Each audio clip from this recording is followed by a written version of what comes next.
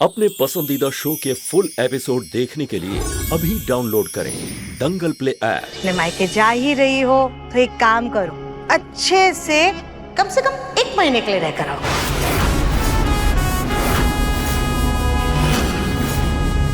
एक महीने?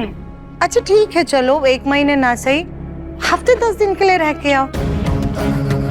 अनुराधा जी से हम बात कर रहे थे ना, तो मैं उनकी आवाज सुन करके लग रहा था कि वो तुम्हें बहुत याद करती है। और फिर ये कहाँ पर लिखा हुआ है कि लड़की का कन्यादान करने के बाद माँ बाप का उस पर हक ही नहीं रहता है। वो तुम्हारी माँ है, उन्होंने तुम्हें जन्म दिया है, इतना हक तो बनता है ना उनका तुम पर। बेटी की माँ होने के नाते ये दुख हम अच्छी तरह से समझ सकते हैं। पर माँ जी, दिव्यम जी हमें इतने दिन रुकने देंगे क्या? इसकी चिंता तुम मत करो, सब हम पर छोड़ दो, हम सब संभाल लेंगे। ध्यान से जाना। जी माँ जी। आंटी जी, माँ जी हम आते हैं।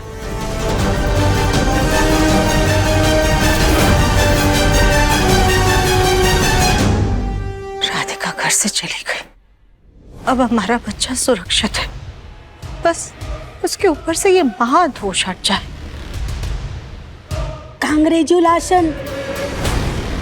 पंडित जी की बात मान के आपने बहू को बेटे से दूर कर ही दिया। अब तो बच्चा होने का सवाल ही पैदा नहीं हो सकता। हम सोच रहे थे कि एक बार किसी दूसरे पंडित जी से भी ये महादशा के बारे में पूछ ले। क्या पता अगर ये पंडित जी गलत बोल रहे हो तो? मन में डर है तो वो दूर करना ही जरूरी है। आप दूसरे पंडित जी से एक बार बात करके देख लीजिए।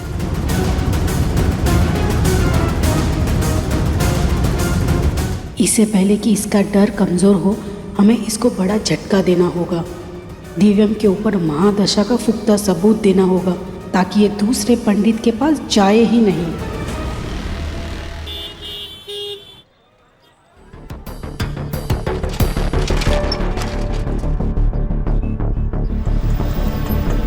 रिक्शा भैया, रुकिए भैया। यहाँ तो कोई रिक्शा रुक भी नहीं रही है। एक काम करते हैं, आगे जाकर देखते हैं।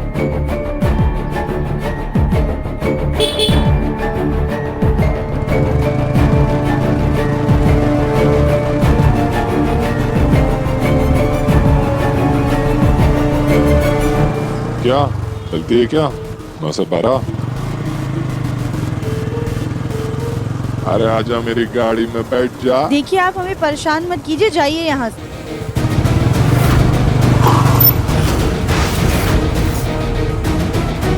हमने आपसे कहा ना, आप हमें परेशान मत कीजिए, वरना हम सबको बुला लेंगे। अरे लाल फुलझड़ी चल ना। अरे इतनी जगह है गाड़ी में, आजा। बचाइए बचाइए, ये लफंगा हमें छेड़ रहा है, प्लीज आइए। नहीं नहीं, ऐसा कुछ नहीं है। ये लोग ऐसे नहीं मानेंगे, आप इन्हें मारिए। राधिका, मैं हूँ दिव्यम।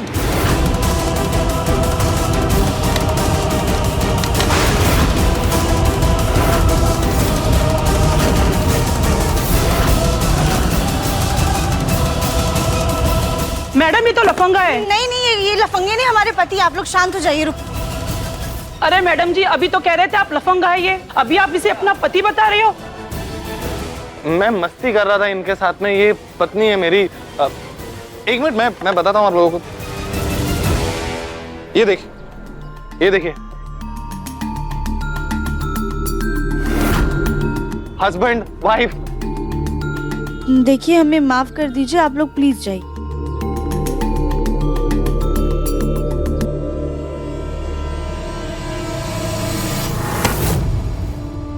आप ये क्या मस्ती कर रहे थे, और आप ऐसे यहाँ पर क्यों आए हुए हैं? आप सबसे पहले हमें ये बताइए, आप हमें छेड़ क्यों रहे थे दिव्यम जी? एक मिनट, मैं तो अपनी बीवी के साथ अलग से रोमांस करने की कोशिश कर रहा था। अब मुझे क्या पता था तुमने यहाँ मुझे ऐसे पिटवाने का पूरा माहौल बना के रखा हुआ है। हाँ तो लफंगों के साथ जो होना चाहिए हम वही कर रहे थे। पर आप हमें एक बात बताइए, आप यहाँ पर क्या कर रहे हैं? घर से इस काम के लिए निकले थे आप? हाँ तो क्या करता मैं, माँ मुझे तुम्हारे साथ आने ही नहीं दे रही थी तो मुझे ऐसे निकलना पड़ा। वो तो दिव्यम जी, हमारे घर पे ना पेंटिंग का काम चालू है, इस वजह से आप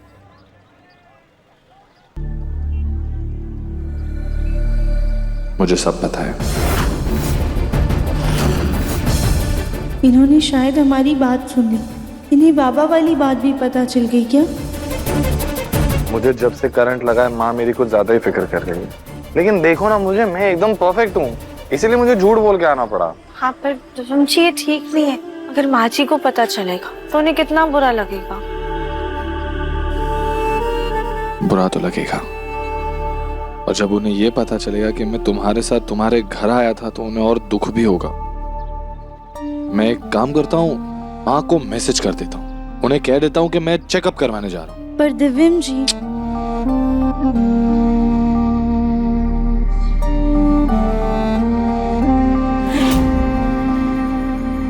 माँ को तो मैसेज कर दिया, अब उनकी चिंता दूर, और अब स्टैच्यू। गुड। कहाँ चली गई वो ब्लू वाली फाइल? मिल क्यों नहीं रही? दिव्यम ने पता नहीं कहाँ रख दी।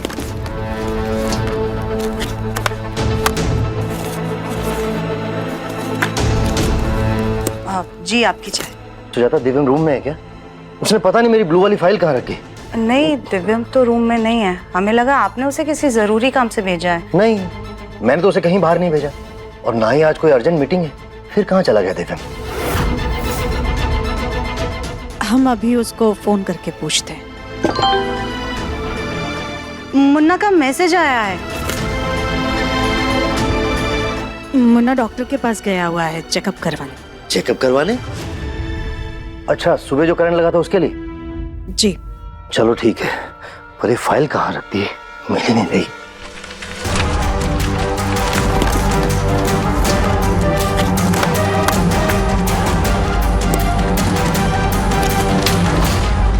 लो, मिल गई फाइल। सुजाता, एक काम करना, प्लीज ये चाय मेरे कमरे में भिजवा दो, और ये सब फाइलें ना वापस ड्रॉर में रखवा देना। जी।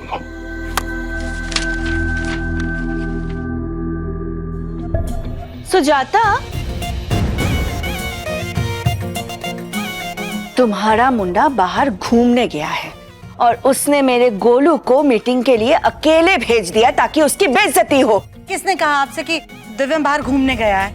उसकी बाइक नहीं है बाहर सुजाता, और गार्ड ने खुद अपनी आंखों से उसे बाइक से जाते हुए देखा है। और तुम्हारा मुन्ना मीटिंग के लिए बाइक से तो नहीं जाएगा ना सुजाता?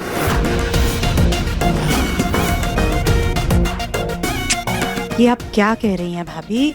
मुन्ना मीटिंग के लिए नहीं गया है, वो डॉक्टर के पास गया है चेकअप करवाने के लिए। आज सुबह उसको करंट लग गया था, तो पूरे दिन से उसे कमजोरी महसूस हो रही थी। हे भगवान सुजाता, कहीं कमजोरी में आकर तुम्हारा बेटा चक्कर खा के बाइक से इधर उधर गिर गया तो?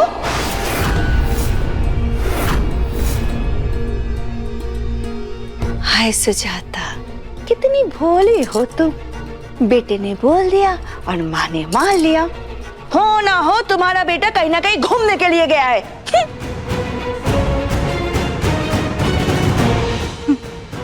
भाभी, भाभी की बात तो सही है। अगर मुन्ना सच में डॉक्टर के पास चेकअप करवाने गया है तो फिर कार से जाता ना। बाइक पर तो उसे और ज्यादा खतरा है।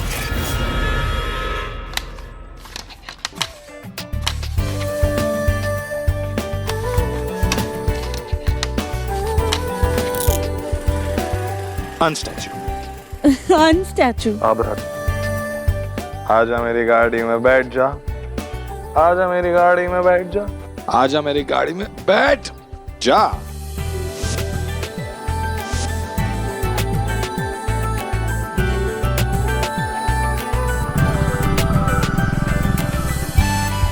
राधिका, मैं ना वो इंसान नहीं जो 10-10 रुपए में लोगों को सवारी करवाता है।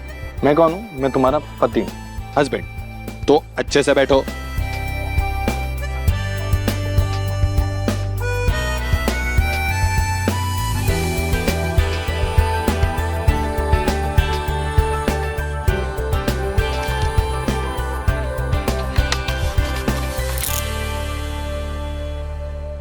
बैग।